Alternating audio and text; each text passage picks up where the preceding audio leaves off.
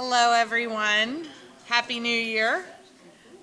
Welcome to the January 2020 Forest Park Chamber of Commerce meeting. I'm Nancy Goins. I'm your acting executive director. Our president has asked me to make some introductions today because he's preparing for his large trip that he is taking it soon. So he's here, but so we are going to have a great speaker today. I'm so glad that all of you are here to hear about our wonderful city and from our newer city manager. He has actually been here since April and working very hard for Forest Park, and great things are coming, and so we'll get ready, and he'll be ready in a few minutes to give us that update. Like to go over a few things that we will be doing as the year progresses, or just the next couple months. All of our membership renewals are in progress right now, so you should have received an invoice from me. If you have not, it's real easy. You can log on to forestparkchamber.com, and there's a PayPal button, and you can join right there with a credit card, or you can send me an email to info@forestparkchamber.com, and you can start receiving all of the wonderful benefits, like today's lunch. If you're a member, you attend our luncheon meetings for free, and we had a pretty great lunch, I think, today from Hammond's Catering, one of our members. That is just down the street, and so you can come out and hear wonderful speakers. You also can have some great member-to-member benefits.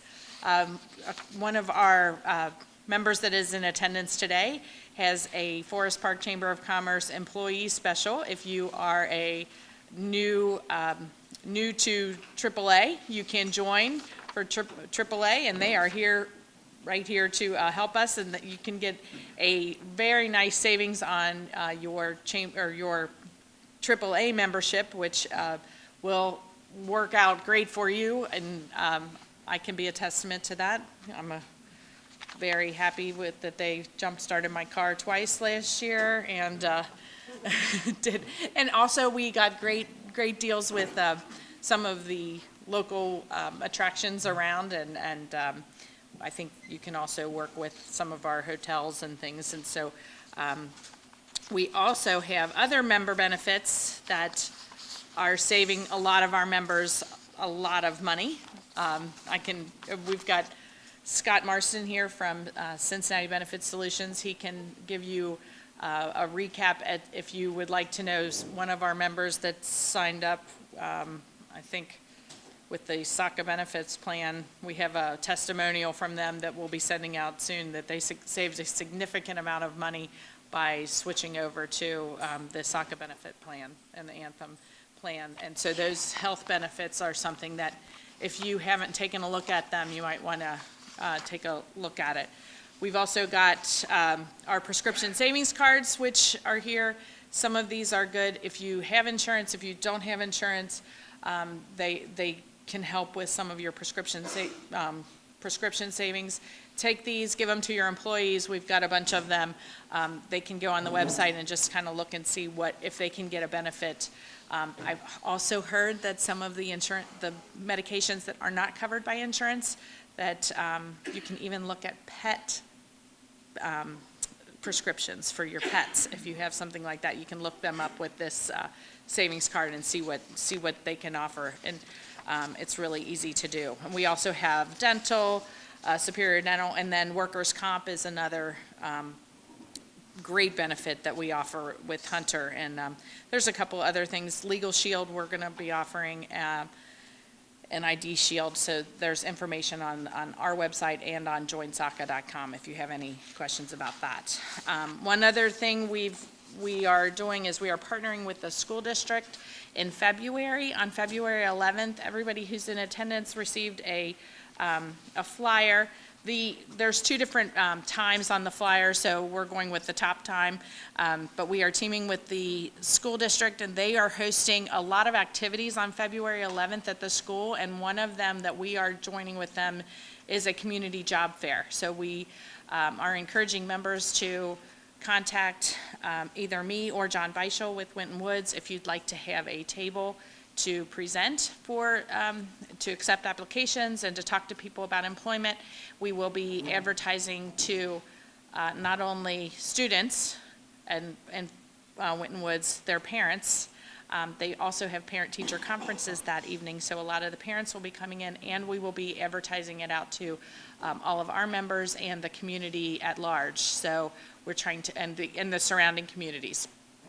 So we will be really trying to promote this and give you a nice service to try and reach a lot of our community members too, because we know that hiring is been a sore subject with a lot of different people in town, and trying to get good talent to recruited to your companies is a struggle for some people. So we're hoping that this community job fair helps you do that. So if you have any questions with that, please feel free to reach out to me. I just want to add to that. One, you'll notice there's no cost to this as well. It is part of your chamber benefit, so it's an easy opportunity to get access to not just local students, local parents, but just the local community.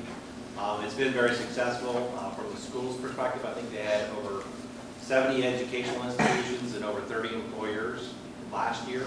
So we're hoping to grow that number. So we're just going to keep making this bigger and better. So it's something that I hope you guys really consider. It's free and easy access to job applicants. Great. Yes. So,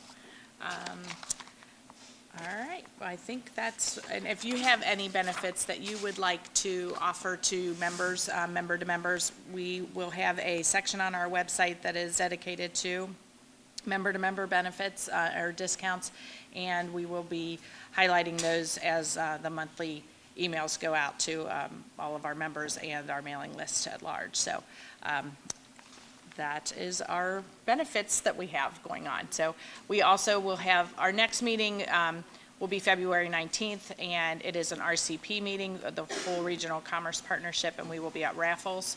And that is for, we have a presentation from the Mill Creek Conservancy District to talk about the flood control plans and how the Army Corps of Engineers is giving up that, they're kind of handing that over to the Conservancy District in order to maintain our flood control. And it will touch on some parts of Forest Park. So it's a pretty timely and interesting topic that for anybody, even if you don't think you live on the Mill Creek or you work by the Mill Creek, it could affect you because we drain into the Mill Creek. So with all of that, now I'd like to introduce Don Jones. He is our wonderful city manager, and he is going to give us a pretty much state of the city of Forest Park and where we are coming from and where we will go. So here we go with Don. So thank you very much.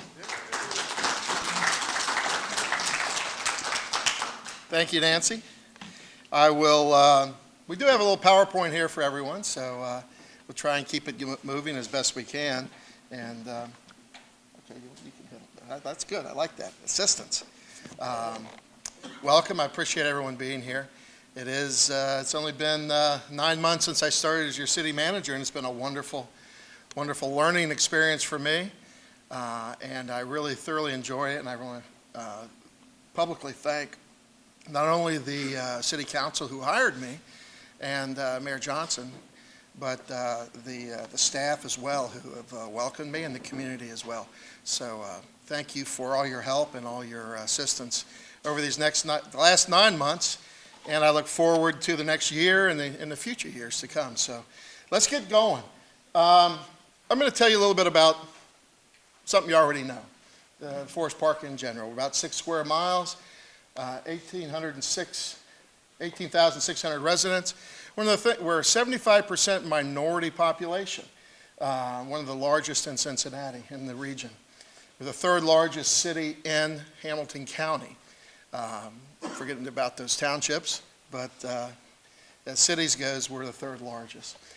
We have a growing immigrant population. I've been told by members of the school that they have over 30 languages spoken at their school system. So it's an amazing, diverse community. We have excellent public safety. Our police department, our fire department are here. We have competitive income levels from our demographic in terms of, if you look at the city of Forest Park, we're above middle income. We are a middle income community, but it's above average.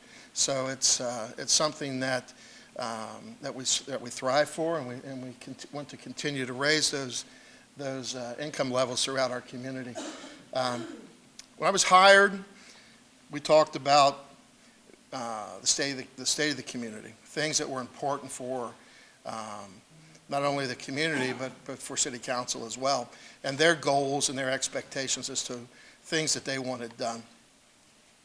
Over the last 9 months, I've talked to many of you as we've asked the question, what do you think we should be doing? What's important? Where are the problems? Where do you think we do well? What do you think we can improve on? And by and large, I could categorize those as talking about the neighborhood. So we have rising concerns of vacancy, rental housing, poverty, school performance, things like that. But bottom line is, it's the neighborhoods, and that can be a big, all-encompassing umbrella statement as to what makes up a neighborhood. Is it the streets? Is it the people? Is it the quality of life? All of those things relate back to how we handle our neighborhoods.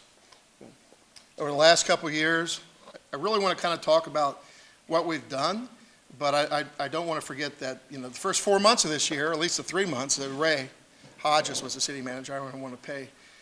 He was here for 33 years, I believe, and did an excellent job in moving this city forward and shepherding it through some good times, some hard times, through the Great Recession, and I'll call it a Great Recession because it was. So he gets credit for laying the groundwork to a lot of the things that we did last year, as well as City Council. So much of this is a lot of you will know about, but since we've got the business community here, I want to talk more toward, going to try and aim a lot of this toward you folks. We've got some major investments in the city at Magna Machine and AE Door Window. They've opened up, if you notice, they've opened up new facilities throughout the community. Electric, gas, and aggregation. We tried that in this city, I think, for 20 years or 15 years, and at least 2 times it failed. And we finally got it passed this year, and it was really just hard work and determination on city staff in terms of our environmental folks. But it also was, I believe, the success was the fact that we were very transparent about what we were doing. We presented it to the community. We showed them the pluses and the minuses and let them make the decision. And that's going to save hundreds, if not millions of dollars, hundreds of thousands, if not millions of dollars for this community over the next several years. For those who, we believe anyway, for those who take advantage of it. But you don't have to take advantage of it. If you don't want it, you're not forced to take it. The fire department's created a farmer's market to help with the We Thrive community here. And we've revamped our health insurance last year for our individuals in our that work for us. And savings over $100,000, and we believe that savings is sustainable over the course of time. We've also, again, looking at our neighborhoods and trying to see what we can do to make the quality of life better in the community. We passed some rules and regulations with regards to grass and tall weeds. Now, many people say, well, that's kind of being kind of petty, isn't it? We don't think it is. The biggest things that complaints that a lot of citizens talked about with quality of life was property maintenance, tall grass, weeds, trash, streets, things like that normally have not been a problem and aren't a problem here, really. They're just select pockets of issues that we had to address. And we're looking to enforce our laws and our zoning codes to make sure that everyone lives up to what they bought into Forest Park for. Everybody's a neighbor, whether it's your guy next door to you, down the street, around the corner, in your section, which is unique to this city. How many times have people asked me, what section do you live in? But it's important. It's the little things that we have to pay attention to. And those are the things that make a better quality of life. So we've ramped up enforcement there, and then we've beefed up cybersecurity and many of our websites. And that's just, everybody knows what that means. With all the issues with a lot of the cities, even most recently, I think Atlanta, large cities, small cities being held ransom. It's important that we pay attention to our infrastructure, our networks, and our ability to do business, which is really in this economy and this growing. You're online. If you're not online, you're not going to thrive. We have a history in this community. Again, telling you what you already know. It's in the DNA, smart planning. This community has a history. It was founded on planning. It's one of the first fully planned communities in the country. And it was well done, and it continues to be well done. And it was well thought out. And it was a process that has really kind of steered this community and managed the growth for a generation now. This city's 60 years old, founded in 1961, I believe. And, but 60 years old, 60's the new 40. So we're not old, we're just maturing a little bit. Yes, Dana. Founded in 56, incorporated in 61, just for the record. Perfect, very good. So we're still young. So anyway, the bottom line is that the most important thing we're going to do, this is what we've done, it's in our DNA, but the most important thing we're going to do this coming year is plan. We're at a crossroads. This city is growing, has grown, and it's evolved and it's matured. And where it's going to be for the next, in 2041, we don't know. There'll be businesses here that we've never thought of. Who would ever thought that somebody would be driving a car, you could order something and somebody drops it at your house the same day? Who would ever thought you could call somebody on the phone or just type a little thing in your pocket and somebody comes and picks you up and takes you to a restaurant or picks you up and takes you to school, Uber and whoever. We don't know what we're going to be doing here in the next 30, 40, 50 years as a world, as a country. But we need to position ourselves for that. So we're going to be planning. That plan is going to look at what we do well, what we can do better. We're planning all aspects of our city. We're looking at using lean and Six Sigma concepts to look at all of our processes and evaluate if they're efficient and they're effective. That people get the most value for their tax dollars here.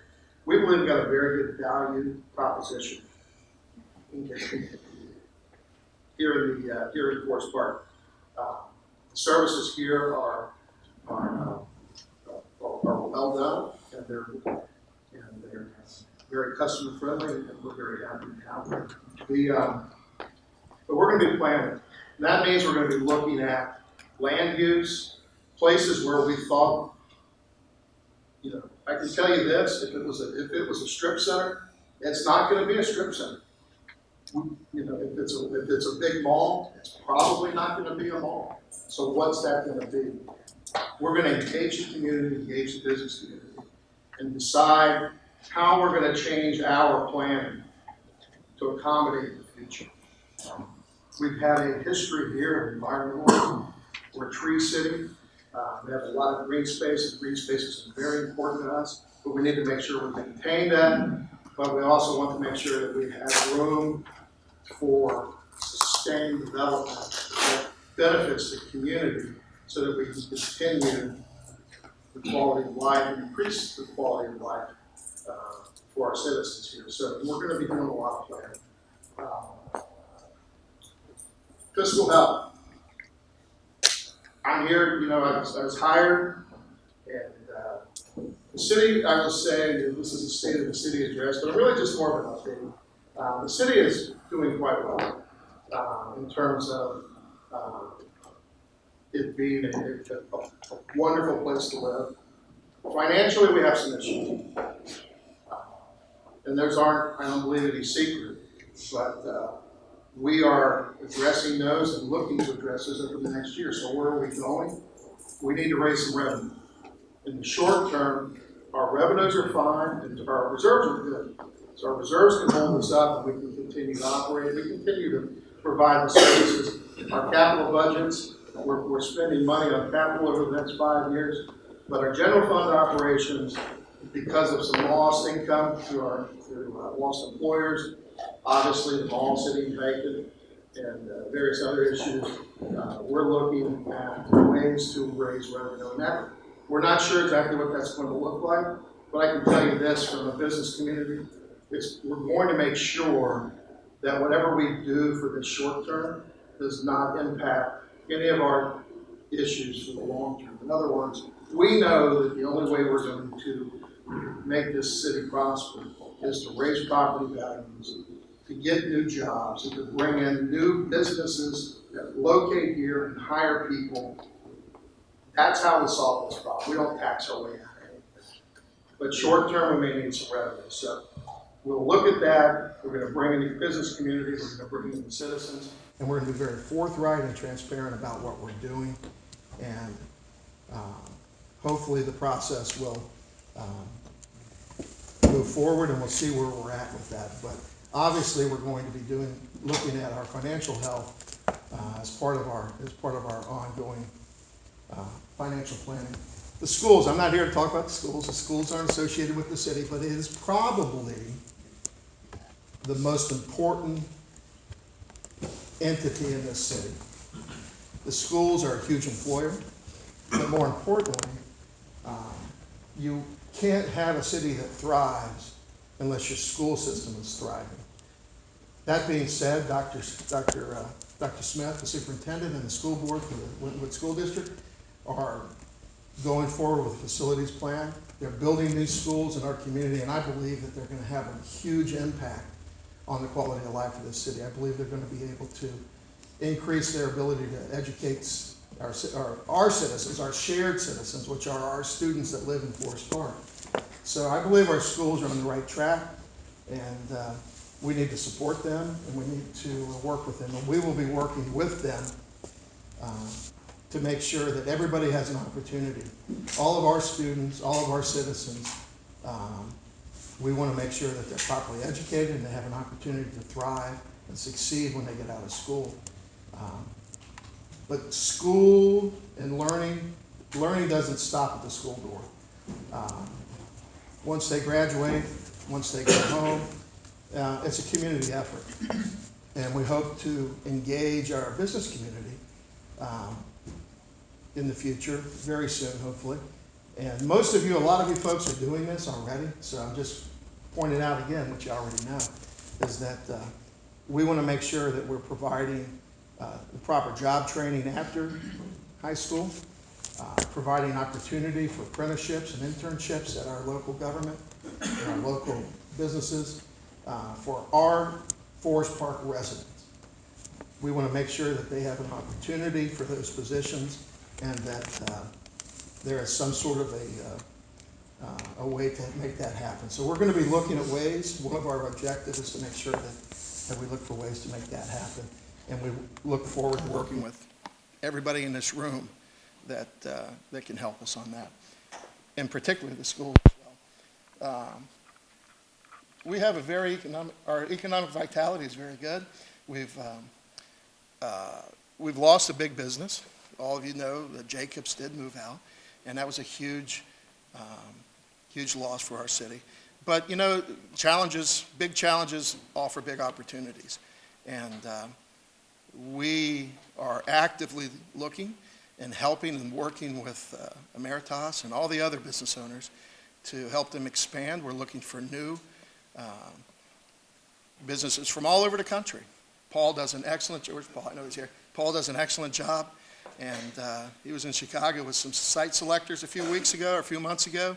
And we expect that that big challenge is going to be a big opportunity.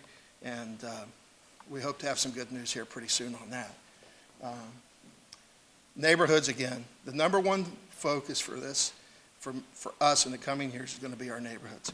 That means schools, educate our kids, make sure that the kids have a solid foundation at home, make sure that the community looks good, that people are following and taking care of their property, make sure that we have, if we have absentee landloaders, that we hold their feet to the fire as best we can to make sure that they are holding up their end of the bargain for the community they live in.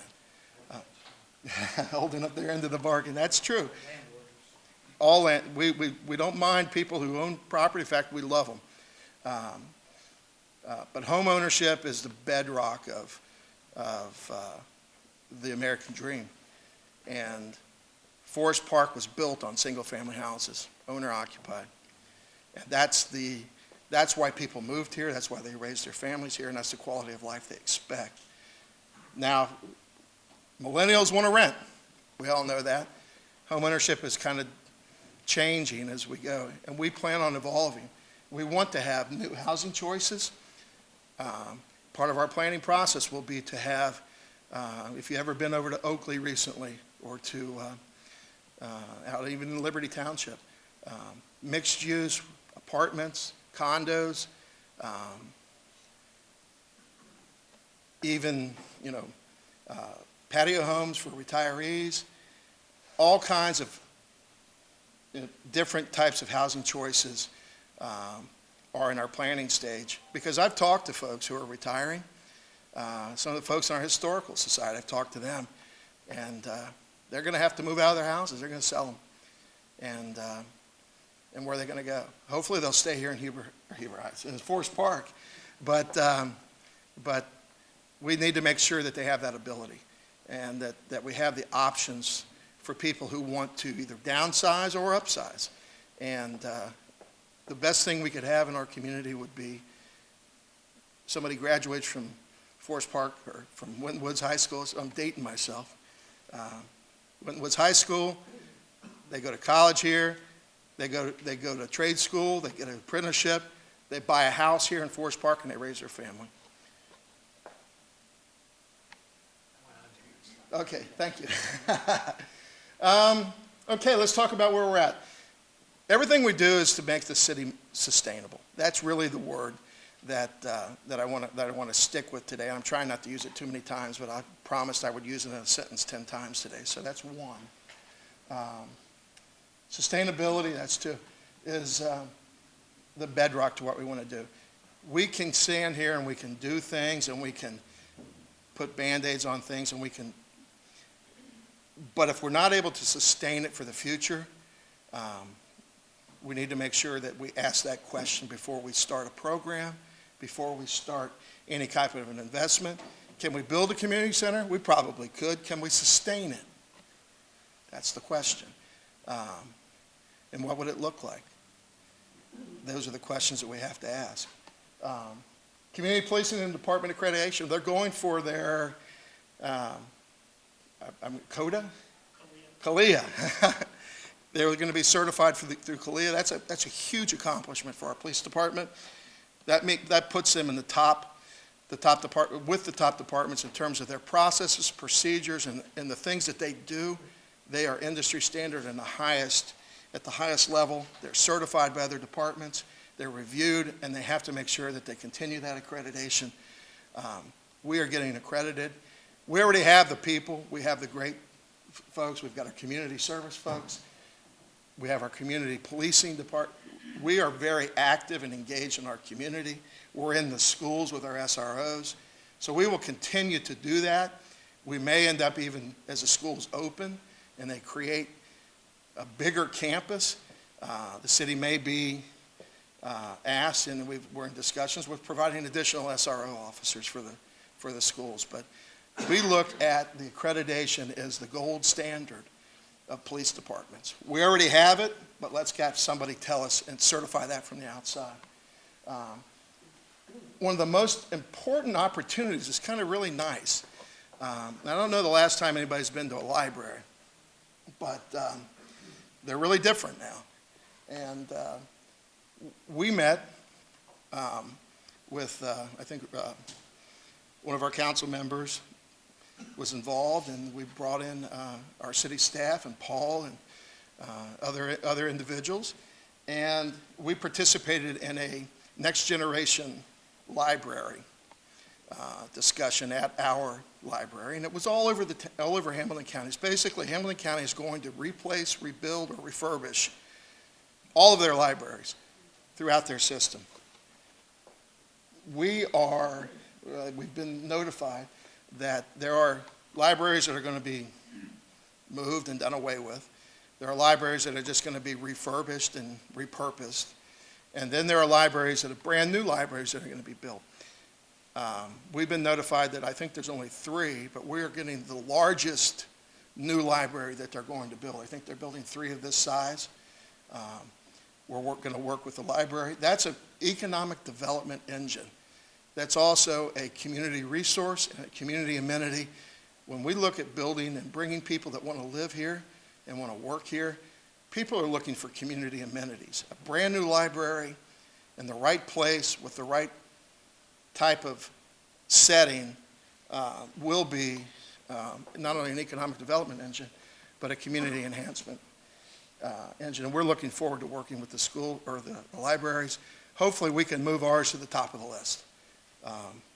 We want to get their money spent on us before they run out of it. We're making major investments in the street. Again, neighborhoods. Neighborhoods are our biggest priority. The number one thing that people told me when I came here, when are you going to fix my street? I don't know. Soon. We're going to leverage. We've always fixed and committed dollars to our streets. We're going to leverage over the next 2 years over $5 million of new funding to try and fix as many streets as we can get. We've rated our streets. We go through a process of very customer friendly, very smart process, top of the line. We rate our streets every year. We have bad, fair, good. And the bad ones are the ones that get fixed. The fair ones, we try and make them at least fair. We try and get them to good. But we're going to commit over $5 million over the next 2 years on top of the money that we've already committed in our capital budget to basically go in and just put a big SWAT team in there and try and improve something really fast and make a big impact on this community. Where's the funding coming from? When we talked about the fiscal issues, we're going to leverage the new gas tax that was recently passed by the state legislature. So look for that. You'll be seeing some road improvements all over the city. That picture right there, we've never, over the last 20 years, we haven't participated in the state capital budget process. We haven't been awarded any funds. That is a park improvement process, again, for the neighborhood, to bring in amenities, quality of life amenities, to attract people to live here, to stay here, and to attract employers that look at the community and say, wait a minute, this is a really nice thing. Now, it's not going to be like Blue Ash. We don't have that much room. But this is Central Park, and it's going to, we're looking to do about $750,000 worth of improvements there. And turn it in basically to a central park where it would be the primary place for the community to gather, to be the focal point of recreation in the community through the summer and even in the winter. It's our campus right here. We have our senior center, our police department, fire department, city hall. The schools are back here. It's a perfect place to upgrade this park right out here. We were awarded in the process $100,000 toward that. We also had a $30,000 grant. We're always looking for more money from anybody that wants to help out, but we're still actively working with our state representative, Jessica Miranda, who's a Forest Park resident, and State Senator Blessing to increase that allocation. Hopefully, we'll find out in late February, early March, that we've been funded even more. So we're actively engaged with the state to look for grants to improve our community, and that will be ongoing as our processes go forward. We're looking for the 21st century. Hell, we're already in it, 20 years into it. Pretty, I told my kids, that was last century we did that. Well, that's true. It was last century when we did some of these things. But we've got a new website, and we're going to be rolling it out here in February, early March. And we also put a lot of time and effort into other systems. Our police department just redid their I'm going to call it their dispatching system, but it's basically their crime control system. They redid that. They got a brand new one. We have a new council, online council package that will help communicate. We have this website. We're looking for ways, if 5 years from now, if you're not on an app as a city, you're not going to communicate to your citizens. It may be even next year. The people that are moving to this town, the people that are graduating from college, the people that are taking jobs, the new generation, they expect to be able to communicate with their government on their phone and not talk to them, push a button and do something. And that's where we're going. This is the first step toward getting there. So we are updating our infrastructure, we're updating our servers, we're updating our website and everything, basically so that we can communicate better with our citizens. And most importantly, succession planning. Not most importantly, very importantly, we have a great staff. Here they are, a lot of them. We have great groups of people working. We have great employees. But the bottom line, a lot of us have been here a while. Not me, I haven't been here a while, but I'm getting old. But a lot of them have been here. And we need to make sure that we're planning for the next group of people, that we're providing opportunity for our employees to move up in the organization so that we don't spend a lot of money training folks and lose them to places like Fairfield or Blue Ash or Westchester.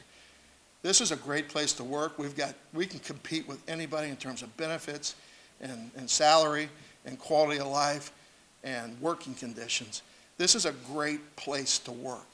And we need to let that genie out of the bottle and make sure that we are planning for the next generation of leaders in this city. So we're looking to identify folks, to create positions, and to give our employees the opportunity to succeed and put them in a place where they can learn and they can move up. So succession planning is an important part of what we're doing over the next year. And of course, we want to employ more residents. We're actively recruiting Forest Park residents, Forest Park people who graduated from Winton Woods who live in Forest Park. Anybody. We are looking to hire folks that live here, from here, so that we can provide opportunities for our residents and move them up. So that's an active, ongoing process that we're going over the next year. And hopefully, if we're going to be looking to make some changes to some of our rules and our hiring to accommodate some of that. We have some new single-family housing coming at Waycross and Mill, and maybe at the school sites. We've got to talk to the schools. That might be news to them. But again, it's our planning. We're looking at sites within the city that may be reused, repurposed for other functions. And as the schools build their new buildings, they're tearing down some of the old ones. So we're looking at that. There is plans already approved for the Waycross redevelopment. And finally, the redevelopment of the mall. We're working on it. It won't be a mall, I can tell you that. We hope it's not anyway, because we're looking for large employers or a bunch of little ones that are innovative, that are clean, that can provide jobs and opportunity for the next 30, 40, 50 years, that provide livable wages and can really promote the region, but in particular Forest Park. The Northland Opportunity Zone is there as well. We've got some land that we're looking at that may be where the library goes, may not, but there's a lot of opportunity there as well. Again, we're planning, we're working, and of course, Emeritus property, we hope to do some things there with them, and hopefully we'll be able to announce some things here in the future, in the next year, that will be positive for this community. Is that it? Holy cow. Good. We'll open it to questions, but main thing I want to say is we have a lot of volunteers. And I mentioned the library exercise for a reason. I was told by the head of the library that they went to every community that had a library and had a public meeting, public invited, anybody could come. And our community, even though we have one of the smaller libraries, had the largest attendance of anybody. Our community is engaged, we're diverse, we're inclusive, and that's what makes us strong, is we work together. We don't care creed, color, language, anything. If you live in Forest Park, our history, our culture is Forest Park. We work together. And I think that is what makes this community strong. That's what the state of the city, because of that working together and that culture of inclusiveness and always being engaged, that the state of the city is strong because of that. So I'll say, if you can volunteer, please do.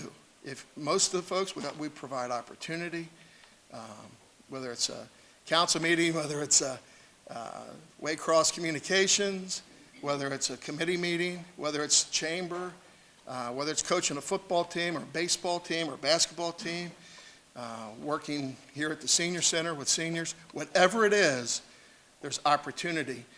We are not a big enough city to do it on our own. We need everyone's help. We need the business community, we need the citizens, we need our volunteers, and if we all work together, we'll thrive and be strong. So, thank you.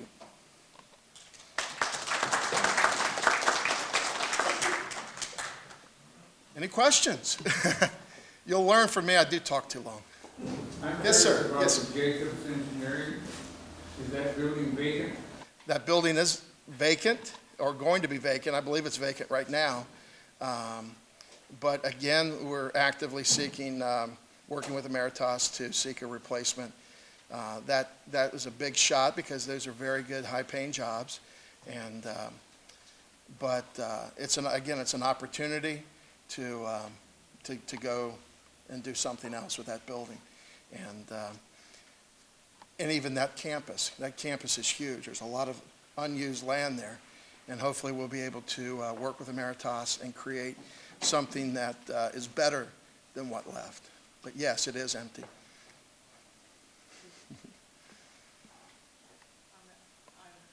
Yes. On the, you mentioned the new housing. Yes. How many units? Well, right now, I think it's only 16, isn't it? Was it 16 on the plan? Yeah, on the Waycross. Now, the mill, it doesn't have a plan yet. We're hoping it's been approved, I think, for 16. We're hoping that that approval, or that the developer will, we've seen plans for, I think, 63. But right now, it's only 16. We hope that they come back and we can work with them to expand that development in a reasonable fashion that does not clash with the folks who are already there. Those are good size. There's a lot of acreage there. Yeah, the price point, I believe, is the $300,000 to $400,000. So they would be there'd be some nice homes there, and they're brand new. Again, there's options that may not be in our planning right now in terms of our code, but patio homes are I've heard a lot of folks say, hey, I wish I had a place. I want to retire. I want a patio home. What does that mean? Everybody kind of thinks they know what it means, but it means something to everyone. It's different, but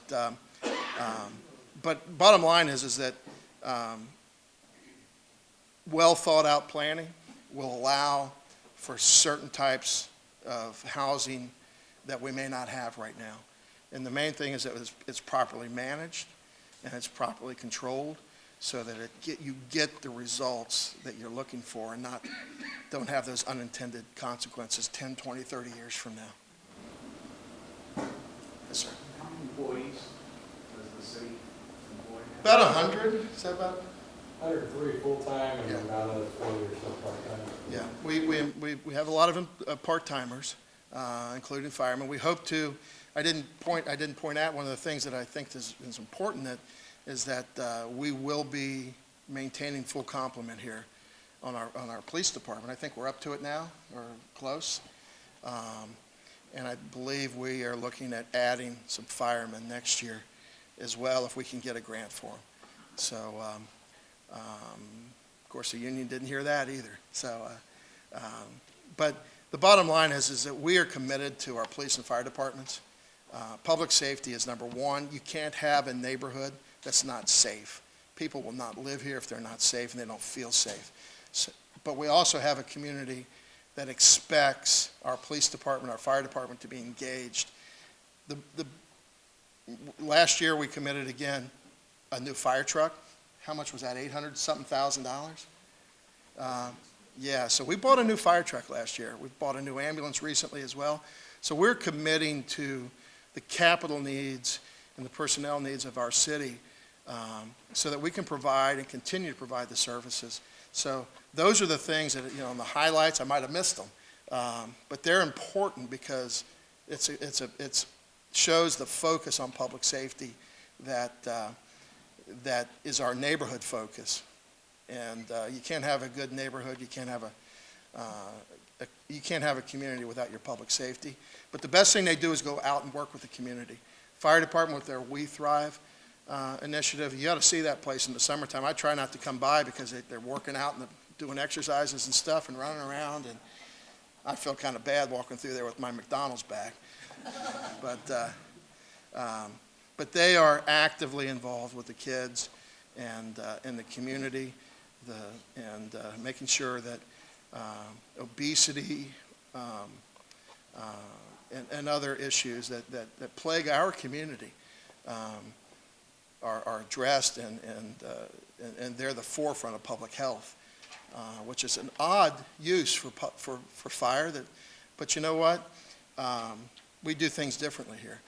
We figure out what's important, and fire department's about public safety. It's about saving lives, and saving lives it doesn't start at just pulling them out of a fire or picking you up when you're having a heart attack.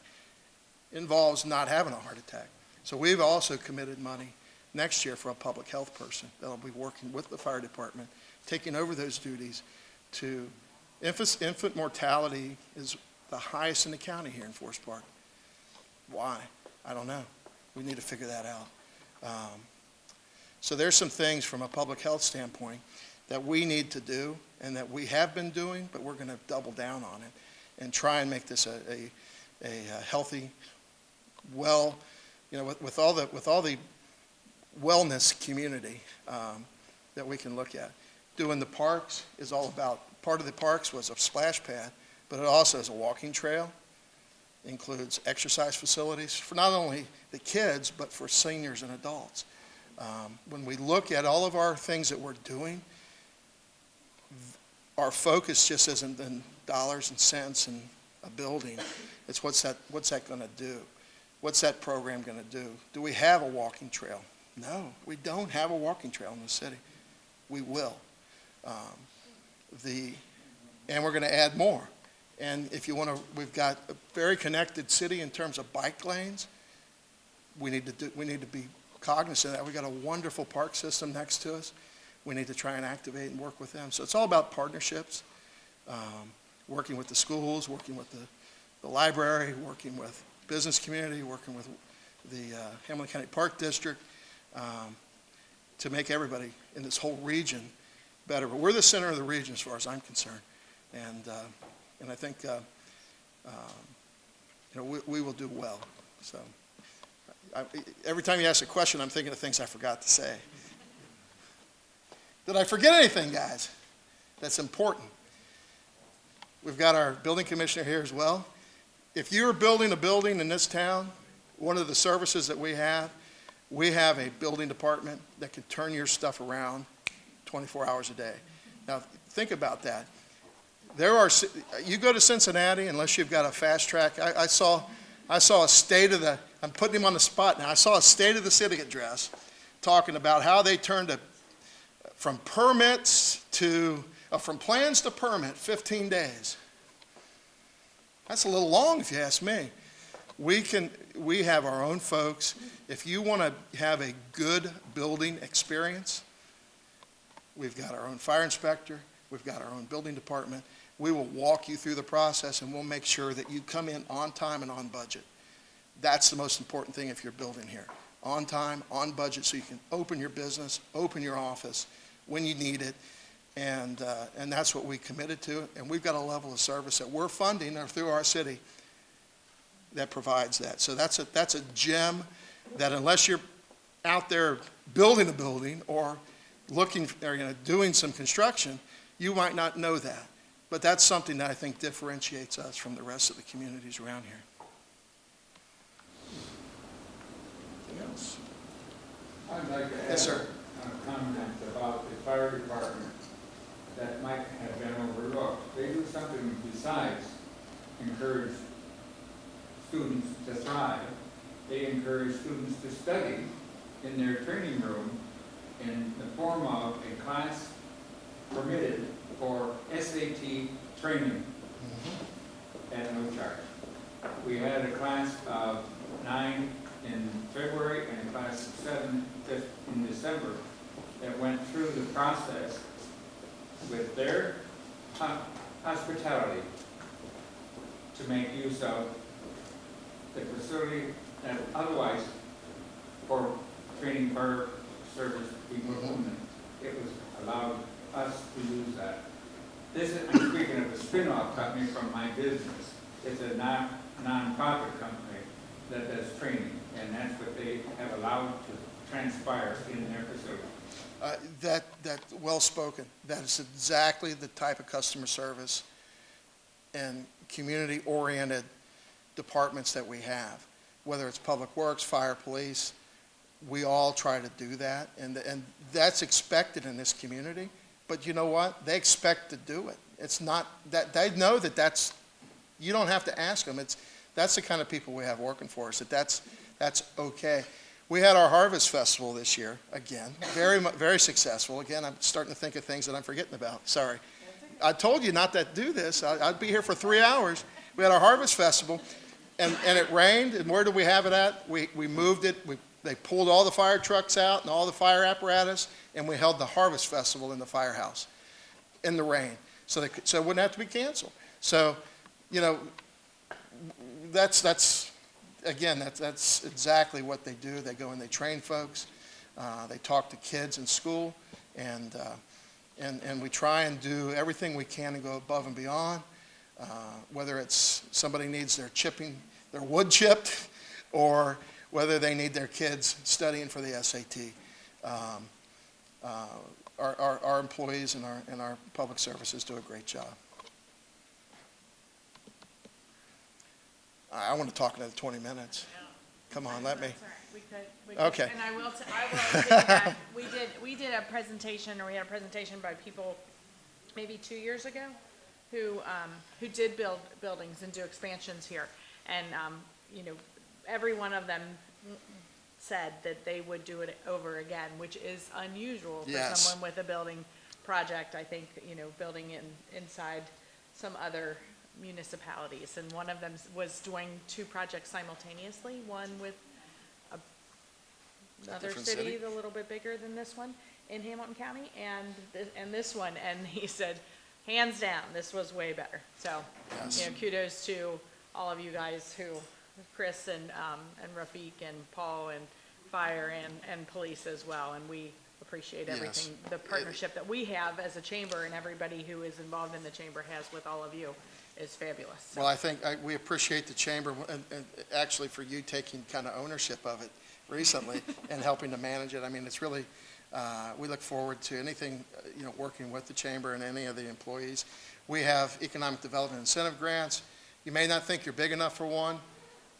one of the things that we're going to do next year with our, with one of our council members is to look at micro loans, micro grants for smaller entities, women-owned businesses, minority-owned businesses, things that we can do, programs. We haven't put them together yet, but we're trying, anything that you guys have, hey, if you had a grant that did this, tell us, because it's something that we're looking to make sure that we provide a way for people to stay in business or to get in business and to stay in Forest Park. Whether it's a facade that needs changing or an awning or whatever. I don't know what it could be, but it could be anything, because anything we can think of, we can do. And I think those types of things, so from the business community, those will be coming out. And if you think you need it, or if you want to talk about it, or you have some input, call me, call Paul, and call the chamber. And we appreciate anything you can do and any help you can give us. Anything we can do for you, let us know. Got it? Thank you. Thank you.